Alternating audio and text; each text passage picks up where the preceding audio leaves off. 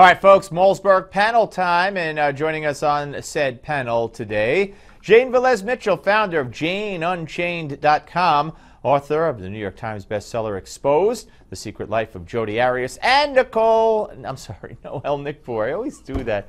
Republican strategist, political consultant, author of Branding America. Go ahead, make fun of my name. Do something. You get a free shot. Take it. Do whatever you want to do. I don't care. All right, she doesn't care. All right, so let's start with Noelle. It turns out that this wackadoo woman now, who claims that she's black even though she's white, she has white parents who have come forward. She says, there's no proof that those are my parents. What on earth is going on here with this woman?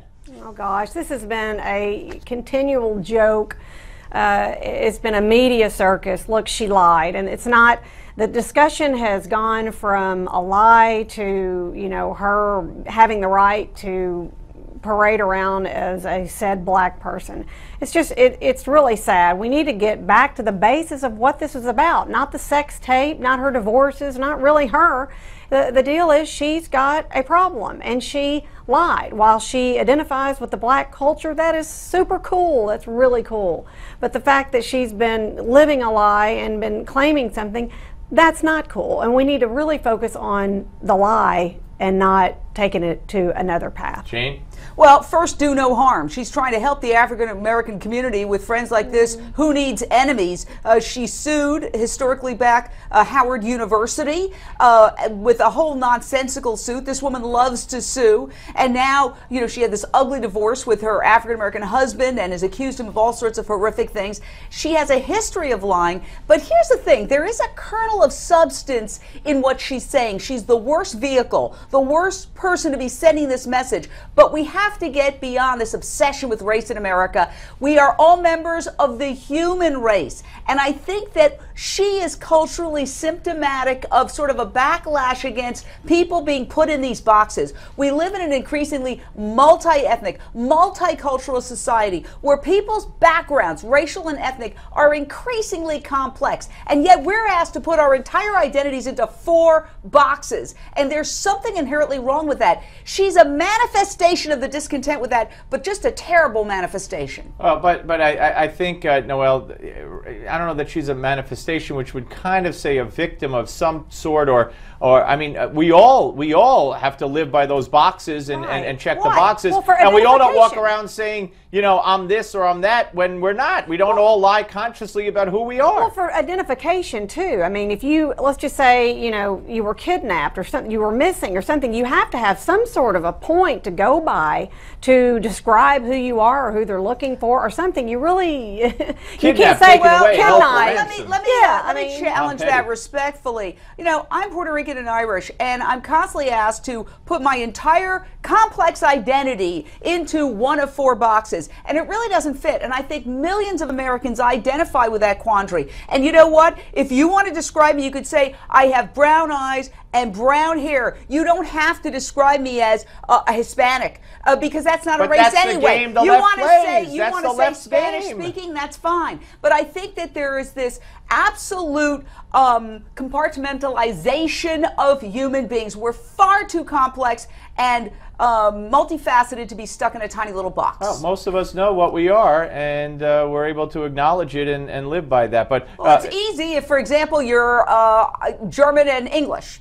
You know, that's a pretty easy way to say, okay, I'm white, I'm going to check off your box. But for a lot of people, and a growing number of people, it's a lot more complicated than that. Well, whatever. That's the left. The left are race counters and bean counters, and it's all their invention. All right, we're coming back with more of the panel. Don't go away.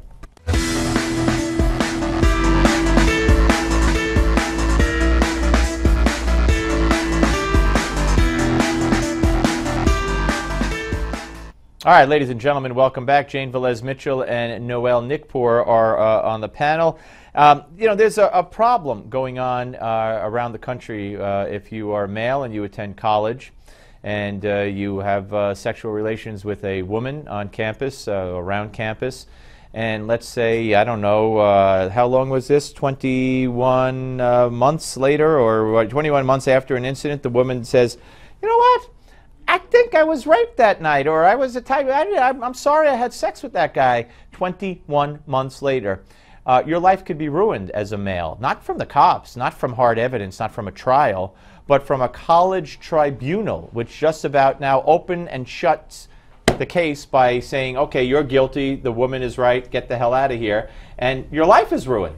And this is what's going on all over the country to male after male after male. And I see both of you shaking your heads to various degrees, so let's start with Noelle. Well, you know what? In a lot of college campus rapes, it's someone you know, and it's a lot harder, I would think, to come forward than it would be for a random stranger to rape you. You would call the police in tears, and you would be getting the rape kit. When you have, you know, almost usually I'd like to call it like a date rape, you're probably in murky water, you may have had alcohol, you're probably trying to rethink it, and then it's, gosh, do I come forward, what do I do? And then maybe, you know, 20 months, let's just say, goes by, and then you feel strong enough and it's not going to hurt you, and you feel like you want to come forward. Then you should go to the police. The colleges should have nothing to do with this. If a crime was committed, then the police should be called, and this young man should be put through the criminal justice system, not a politically correct, pro-feminist, anti-male, baloney crap tribunal that automatically finds the male guilty. With all due respect, the universities, just think about it. It's in their self-interest to downplay rape and minimize it, and that's exactly what a study by the American Psychological Association has determined. It studied 30 universities, and it determined that they downplay rape even when they're fined by the federal government. Why? For a very simple reason. Mommy and daddy are not going to want to send their precious daughter to a school where there's been a rape, where there's been news of a rape, where there's been a rape scandal. So they want to keep it hush-hush. They don't want to create tribunals to put men on trial. They want to keep rape quiet. But they are creating tribunals. The tribunals are there, and it's automatically open and shut in almost all the cases that the male is found guilty. He's not allowed to depose. He's not allowed to gather evidence. He's not allowed. His representative. His representative cannot have disclosure, and the tribunal rules as a kangaroo court. I know how to solve the whole thing, and I know this is going to sound outlandish, but why don't you, on your mobile device or something, have consent? Have a consent deal to where if two people are are out and they want to hook up, have somebody do some sort of a consent deal to where they have consensual sex. No, well, I think that's a problem, because if a girl's drinking and a guy grabs a phone and says, okay, I'm going to go, here's your app, I'm going to hit your consent app now, boom. I think that you are right, though, that there are problems on campus with a frat mentality, with binge drinking. I think that's a huge problem. That women are binge drinking? Are you saying women are binge drinking? Yes, everybody. Well, you know what? Wait a second. A woman shouldn't be binge drinking and then going into a room in a bed with a male. Hold on. Are you saying that inappropriate behavior is only the domain of people who have penises? No girl. That if somebody has a vagina, they can't drink too much, but yet if you're a guy, you can? Time out. But then if you have sex voluntarily under the influence of alcohol, but voluntarily at the time, you can't say how do you then claim 21 months later, oh, this guy, he raped me? That's insane. If you're insane. in a blackout, you can't give your consent. That's the definition of so being then in a let's blackout. outlaw. So then why don't we have a breathalyzer, Noelle? Why don't we make women in every dorm, in every room, have a woman take a breathalyzer test? And guess what? Even if she wants to have sex, you can't have sex. Something should lock up somewhere, a chastity belt that can only be opened by a clean breathalyzer. How's that? If it's rampant, That sounds really. You know what? Your smartphone can do the breathalyzer and then do the consent form. You know, there if is colleges a war want to against do it, boys. There was a war against men please. and men's. Hey, all I'm asking Ivy League University, they're marching, an entire frat house of men marching, saying no means yes. Yes means bleep. Right. I can't repeat it. All you have to do is have this become a criminal justice issue. So women can't gratuitously, if women are attacked, then the guy should be prosecuted and found guilty if he's guilty. But if a male did not do anything wrong, he shouldn't have his life ruined by an arbitrary cockamamie kangaroo court panel that the university runs independent of the laws of the land. Excuse me, biology tells us that Sometimes rapes are he said, she said, and just because a guy rapes her doesn't mean she's going to have physical evidence of violence. All there is going to be is semen. Court of and law. He's going to complain. Court of law, like the real world. College is the real world. Go to the courts and go to the law and the police and let them determine, just like any criminal on the street. It should not be left up to the politically correct college to ruin the man's life automatically. Hey, good discussion, Noelle and Jane.